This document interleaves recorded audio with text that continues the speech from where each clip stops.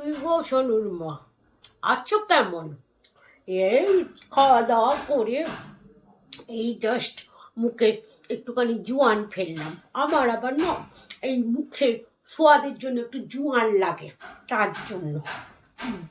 হ্যাঁ মেয়ে, আর বলো না, কি বলি, মেয়ে আমার অনেক সুখে আছে গো, অনেক সুখে আছে। আরে আমার জামাই ভালো কাজ পেয়েছে না, ভালো চাকরি করে। মেয়েটাও তো আমার একটা ভালো কাজ পেয়েছে, ভালো চাকরি করে। সেদিনকেই তো জামাই আমার ফোন করেছিল, বলে মা তোমার মেয়ের অনেক চাপ পড়ে যাচ্ছে, আমার মেয়েটাকে মোটেও কোনো কাজ করতে দেয় না জানো, দুজনা মিলে হাতে পাতে সব করে নেয়। মেয়ে যবে থেকে চাকরি পেয়েছে, তাও বারণ করেছিল, বলেছিল তুমি বাড়িতেই থাকো, তোমাকে ওইসব করতে হবে না। কিন্তু আমার মেয়ে বলল ভালো একটা চাকরি পেয়েছি, করবো না। আর জামাইয়ের কোনো দিকে কোনো আপত্তি নেই, বলেছে ঠিক আছে তুমি যদি পারো শরীর বুঝে করো। এরকম কজনার জামাই হয় বলো?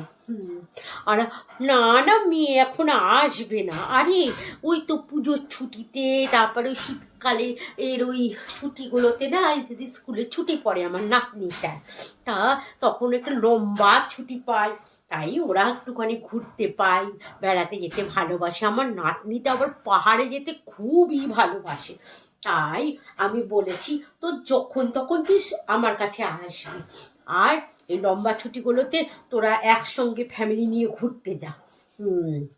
আর কি, ভালোই আছে।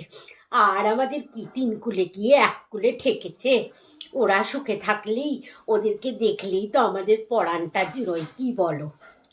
হ্যাঁ, রাজ্যের কাজ করতে করতে কোমরটা যেন ব্যথা হয়ে গেল বাবা, আর ভালো লাগে। কে বাবা? যাচ্ছি যাচ্ছি, যাই, আবার কে এলো দেখি। যাচ্ছি গো যাচ্ছি। ও তুমি সুমনের মা, এসো এসো, বসো। হ্যাঁ আর কি, সকাল থেকে রাজ্যের কাজ করতে করতে কোমরে আর কিছু রইলো না।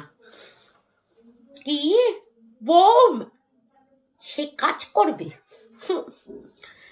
ছেলেটা তো আমার চাকরি করে জানো, ভালো একটা পোস্টে আছে।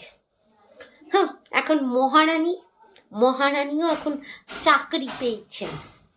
আগে তো তাও সকালবেলায় উঠে চাটা পেতাম, টিফিনটা একটু পেতাম, বিয়ের প্রথম বিয়ের 6 মাস যেতে না যেতে খেল দেখিয়ে দিল খেল।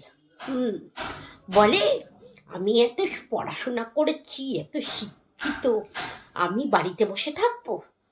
জুটিয়ে নিয়েছে একটা চাকরি। আর কি, কোমরের ব্যথাটা বড্ড বেড়েছে গো, এই কাজ করতে করতে আর পারি না। সংসারে সব কাজগুলো এখন আমার ঘাড়ের ওপর পড়েছে।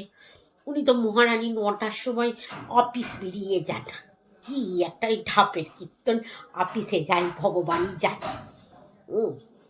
তো মাইনে কি দরকার ছিল বাবু তোর এইসব চাকরি করার?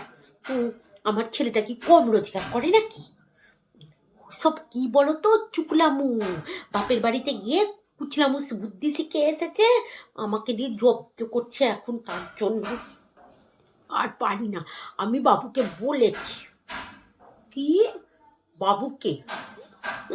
সে আমার কথা শুনলে তো, ওকে বলতে গেছিলাম, হ্যাঁ রে বাবু তুই তো ভালো কাজ করিস, তা তোর বইয়ের কিসের দরকার চাকরির? ও মা, সে বলি, আর আমাকে এত বড় বাঁশ দিয়ে দিল পেছনে, বলে কিনা দিদি কি চাকরি করে না? ওই তখন তো তুমি কিছু বলো না। সব সময় আমার ওই বৌমা, আমার মেয়েটার থেকে হিংসায় জ্বলে পড়ে মরে, হিংসায় সবসময় আমার মেয়েটার সঙ্গে তুলনা করবে জানো। কোথায় আমার মেয়ে, আমার জামাই, ওদের সঙ্গে তোরা পারিস? কি আর বলবো বলো সুমনের মা, কি করবো, কপাল করেছি যেরকম সেরকমই তো হবে বলো। আর পারি না গো, কোমরটা বড় ব্যথা, সুগারটাও বেড়েছে, আর পারি না। এরকম চলতে থাকলে দেখবা কোন দিন আবার ঘাটে যাওয়ার সময় হয়ে যাবে। আর কি বলো, না না, এত হাঁড়ি বাগুনি খাটনি কি আর সহ্য হয়?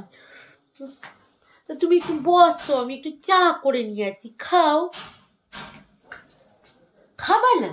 ও, তা তোমার বাড়ির বৌমা হুম ও অফিসে টাফিসে যায় নাকি?